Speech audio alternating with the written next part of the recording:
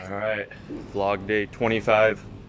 I actually did 24 about 12 hours ago or something like that. Just coming back from the gym after exercising a little bit, and in about 12 hours, got to head to the airport. We're gonna go down to the southern part of Thailand to Koh Tao, do some scuba diving. Hopefully, it's not too rainy. Should be fun. Looking forward to it. Also, booked a trip back to the U.S. for June, and probably gonna fly into. We're gonna fly into Las Vegas, and then road trip from Vegas to Denver, going to the Hoover Dam and Grand Canyon and Antelope Canyon and Big Bend, and some small stuff in between, Lake Powell. So that should be fun. What topic should I do? I haven't really thought too much about it. I guess what kind of goes on what I was saying a couple days ago on urbanization, how in the last like 200 years, it's been gone from like 1 in every 25% of Americans living in cities now to like 80%. But with that, I mentioned how there was like anything abundant loses its value and cities create abundance. But on top of that, you have like bunch of cities dealing with a lot of air pollution. And I just read something today about they measure like the particles below 2.5 nanometers or whatever the size is. They say it increases your risk for all sorts of diseases. And they said for every 32 points of the, I think they called it AIQ index, apparently it's equivalent to smoking 1 cigarette a day. And sometimes Beijing is like something like 250 every day, which means just living in a polluted city like that, it's equivalent of smoking 10 cigarettes a day. And I don't know if that's true, but that's what I heard, and that's crazy to think. I know living in Bangkok, the air quality at the beginning of the year is normally like really bad, especially if you're in a building. You can see how foggy it is, and then you look at the numbers and it's pretty bad. But it's weird because subjectively you don't really notice it. Like sometimes, yeah, your eyes might itch, but for a lot of people, they don't even notice that it's if you don't pay attention to the numbers, then it's easy to just kind of forget about it and not think it's bothering you, but it's actually probably like detrimental to our health. It's difficult because living in a city is fun. It has a lot of benefits. But I think air pollution in cities is going to be one of the bigger problems that we have to solve as humans as urbanization rates continue to go up and cities become more and more polluted.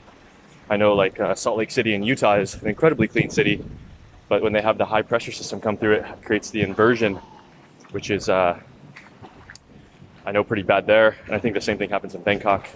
I know, I think if you look at not just air pollution, but trash in cities, it's something like 23 of the top 25 most polluted cities in the world are in India or something. And it kills like millions of people a year related to whether it's disease caused by it or, respiratory problems, or people just contaminated trash, contaminating water, stuff like that. But yeah, it's like this idea that we got to figure out how we can live in cities and not just continually to pollute the planet and pollute ourselves and kill ourselves doing it. I think about that a lot in Bangkok. It's one of the big things about living in Bangkok that I don't like is the pollution, because it does make my eyes itch. And I have a filter in my room that whenever I'm inside, it filters the air, but who knows what that does. So yeah, that's just something to think about. You can always go online and look up what city you're in and the pollution and at real time, which is cool. Thailand had this funny thing where I think right now Chiang Mai has like some of the worst air in the northern Thailand. They have some of the worst air in the world. And it's caused in some part because of drifted air from China. Some of it's caused by people burning crops and just putting a lot of smoke into the air and stuff like that. But you have the government releasing these pollution numbers. And there was one story I read where the government, where the meter was, they were spraying water over the meter, so the meter would actually shoot out inaccurate numbers, so it wouldn't scare people off. Because if somewhere's really polluted, then a lot of tourists and stuff don't want to be there. A lot of people leave, and the government doesn't want people leaving. So it's pretty interesting to think about. Others, I know some third parties that measure stuff. You can buy something and measure it in your house in real time. There's a Richard Barrow, this journalist here in Thailand. He had a meter that was reading there in real time, and when he was inside, it was measuring something like, I don't know, 15 AIQ or whatever the number is. And then as soon as he stepped outside, it went up to like 160. So it got like 10 times worse when he stepped outside because the air wasn't being filtered. So yeah, I think about this a lot in Bangkok. I know in the States, a lot of cities are just as bad or worse than Bangkok, depending on the time of the year. But it's definitely something to think about, because I think this is something that it's going to affect a huge number of people as more and more people live in cities, and as cities become more and more polluted. If we as humans can't solve this problem of how do we create sustainable ways of living, and not kill ourselves doing it.